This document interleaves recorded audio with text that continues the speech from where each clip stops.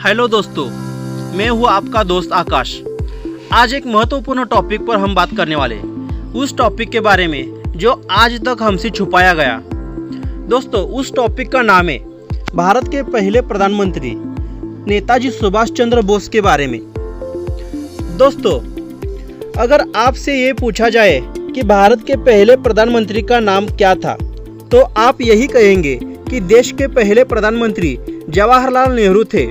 भारत के छोटे छोटे स्कूल और बड़ी बड़ी सी यूनिवर्सिटी के छात्र यही जवाब देंगे, क्योंकि बचपन से यही स्कूलों और किताबों में इतिहास में पढ़ाया गया है। लेकिन ये बात पूरी तरह सच नहीं है, ये बात पूरी तरह झूठ है। सच ये है कि पंडित जवाहरलाल नेहरू से भी पहले भारत की पहली आज़ाद सरकार के पहले प्रधानमंत्री नेताजी सुभाष चंद्र बोस थे। शायद आपको इस बात पर यकीन नहीं हो रहा होगा, लेकिन इसमें आपकी कोई गलती नहीं है। आज़ाद भारत में सरकारों ने कुछ खास किस्म के इतिहासकारों को ही मान्यता दी। इन इतिहासकारों ने भारत के इतिहास से जुड़ी बहुत महत्वपूर्ण घटनाओं को आपस में छुपा लिया। सुभाष चंद्र बोस भारत की पहली आज़ाद सरकार के प्रधानमंत्री, विदेश मंत्री और रक्षा मंत्री थे, लेकिन ये बात कभी आपको बताई ही नहीं गई। लेकिन दोस्तों, कोई बात नहीं। मोदी सरकार 2017 में 21 अक्टूबर को भारत की पहली आज़ाद सरकार की 75वीं वर्षगांठ मनाई थी। इस सरकार को आज़ाद हिंद सरकार कहा जाता है। ये सरकार 21 अक्टूबर 1943 को बनी थी।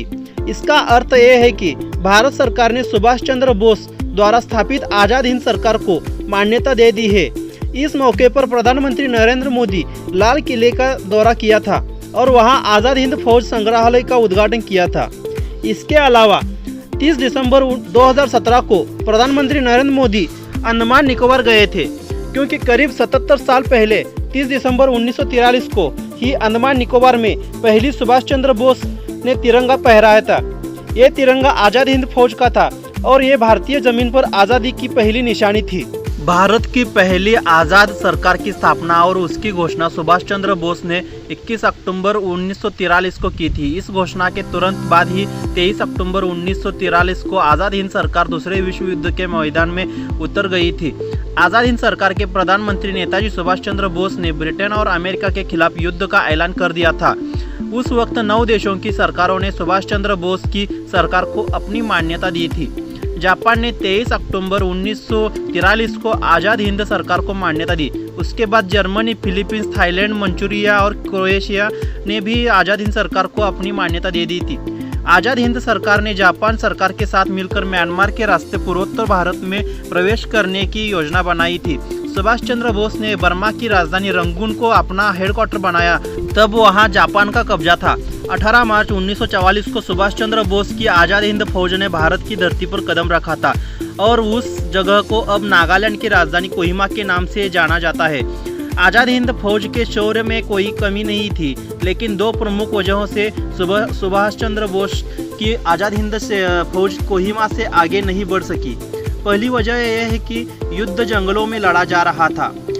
जब जुलाई का महीना था और भारी बारिश की वजह से सेना का आगे बढ़ना मुश्किल था। दूसरी वजह यह थी कि आज़ाद हिंद फौज के पास एयर सपोर्ट नहीं था। ब्रिटिश सेना के पास लड़ाकू विमान थे, जिनके सामने आज़ाद हिंद फौज के सैनिक मजबूर थे। सुभाष चंद्र बोस आज़ाद हिंद सरकार के पहले प्रधानमंत्री, रक्षा मंत्री और विदेश मंत्री थे। Lieutenant colonel AC Chatterjee Azad Hind सरकार के वित्त मंत्री थे। SA अय्यर आज़ाद हिंद सरकार के प्रचार मंत्री थे। रास बिहारी बोस को आज़ाद हिंद सरकार का सलाहकार बनाया गया था। इस सरकार की स्थापना करते वक्त नेताजी सुभाष चंद्र बोस ने ये शपथ ली थी कि ईश्वर के नाम पर मैं ये पवित्र शपथ लेता हूँ कि भारत और उसके 38 करोड़ लोगों को आज़ाद करवाऊंगा। आज़ाद हिंद सरकार ने ये तय किया था कि तिरंगा झंडा भारत का राष्ट्रीय ध्वज होगा। विश्व प्रसिद्ध साहित्यकार रविंद्रनाथ टैगोर का जन गण मन भारत का राष्ट्रगान होगा और लोग दूसरे से अभिवादन के लिए जय हिंद का प्रयोग करेंगे। नेताजी सुभाष चंद्र बोस की कथित मौत के बाद ब्रिटेन और अमेरिका की खुफिया एजेंसियां पूरी दुनिया में उनकी तलाश करती रही। ये वो दौर था जब अहिंसा के पुजारियों पर लाठियां बरसाना अंग्रेजों का बहुत प्रिय शौक था, लेकिन सुभाष चंद्र बोस ने खून का बदला खून से लेने की नीति पर काम किया। ये सुभाष चंद्र बोस द्वारा छेड़ा गया रक्त रंजित संग्राम था। जिसमें अंग्रेज़ों की सेना के 45,000 से ज़्यादा सैनिकों की मौत हुई थी। बर्मा की जंग में अंग्रेज़ों की सेना सुभाष चंद्र बोस के चक्रव्यूह में इस तरह फंसी थी कि ब्रिटिश सेना के 10,000 से ज़्यादा सैनिक बीमारियों का शिकार हो गए थे। इस लड़ाई में अमेरिका की सेना के भी 3,000 से ज़्यादा सैनिकों की मौत हुई थी। लेकिन बहुत दुख की बात यह है कि आज भी सुभाष चंद्र बोस को वो सम्मान नहीं दिया गया जिसके वे हकदार थे।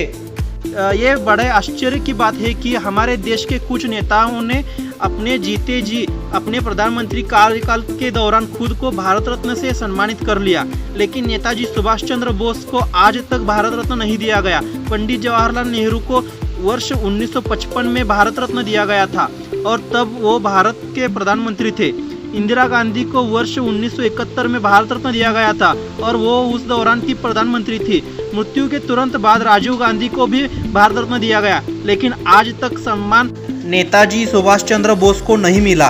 अब कोई बात नहीं दोस्तों, अब की सरकार हमारी सरकार है, वो नेताजी सुभाष चंद्र बोस को उनका सम्मान ज़रूर दिलाएगी, जैसा कि आप आगे के वीडियो में देख रहे हैं।